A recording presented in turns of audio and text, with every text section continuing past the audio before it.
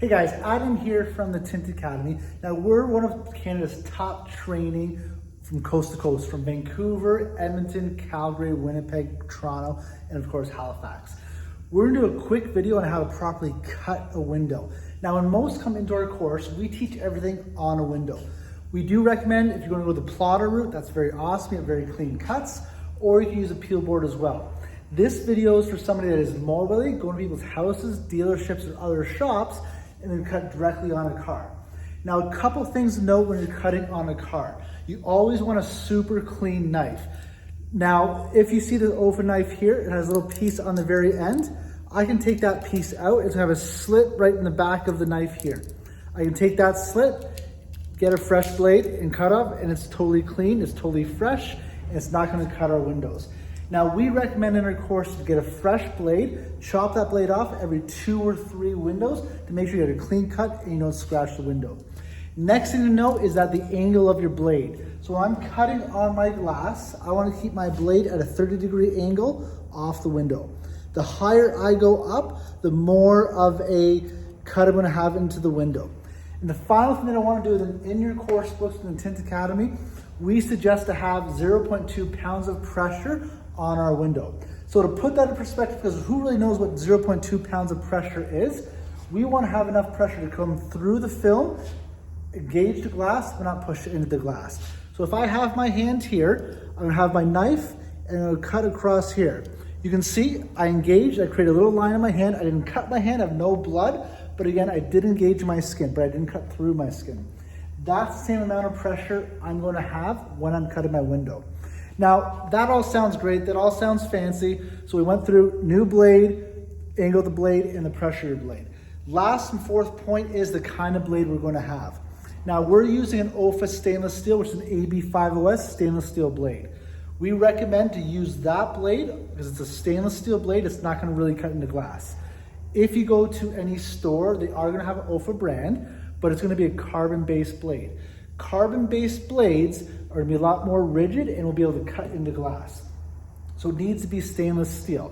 Now, if you're still having trouble here, we're gonna do what's called a drill. I'm gonna give you guys a quick drill to learn how to cut on glass. So we do have a piece of film here that we're gonna show you what to do. So I'm gonna have my white high card here, I spray behind it, and I'm gonna anchor it in here. I'm gonna cut this small edge across here. Now, in our window tinting courses, we always teach to start from the bottom and working your way up. I see a ton of YouTube guys, Instagram, social media that start at the top and work our way down. In our courses, we recommend to start from the bottom and work your way up. One reason is because when I enter my film, it's gonna leave a little bit of a divot. If it's down below here, it's gonna leave that divot where no one's gonna see and it's not gonna catch. So when I'm coming to do this drill, we're doing what's called a 10-step cutting drill. I'm gonna do 10 cuts and keep shifting my film just to get used to cuts. First thing I'm gonna do, I'm gonna have no blade out of my knife. When I enter my film, I don't want any blade to come out so I don't pierce and create a gap. I'm gonna find my bottom corner. Once I find my bottom corner, I'm gonna bring my blade out 1 click. The more blade I have, it's gonna be extremely flimsy and create an uneven cut. That is the difference between a stainless steel blade and a carbon blade, is that it's gonna be more flimsy, leaving a lot more of a cut. So when I'm cutting my blade, I only want 1 blade coming out. When I enter my film, none, 1 blade out. So I'm gonna cut my film, come up the corner. Now, when I'm cutting into my film, I get my 1 blade out, I'm gonna come straight up. We're gonna use our side rubbers as our guide. If this is my side rubber, I'm gonna use it as a guide coming into it. If I cut, so I have here, if I cut across, I want it perfectly parallel with that side rubber. If I cut into that side rubber, it's gonna leave a giant cut into the rubber, which we do not want.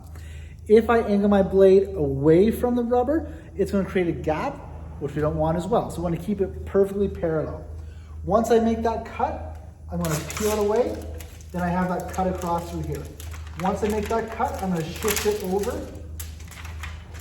I'm gonna shift it over so it goes over top of that here. I'm gonna shift it, anchor it again. No blade out, find my bottom corner, 1 blade up, coming straight up, peel, peel. I do that 10 times. So I'm gonna cut, rip, shift, anchor, cut, rip, shift, anchor. Now again, I hope all that stuff helped you out. If this did find helpful, or if you did have an issue with your cutting, go through our 10 cutting drill. First off, make sure you have the proper blade, OFA stainless steel. Make sure it's clean, make sure it's sharp, make sure your angles are proper, make sure your pressure is 0.2 pounds of pressure. Do 10 cuts, shift, anchor, cut, shift, anchor, cut. I hope you guys found this video entertaining, enjoyable, and informative. Please email us or visit us at www.tint.academy for more information just like this one.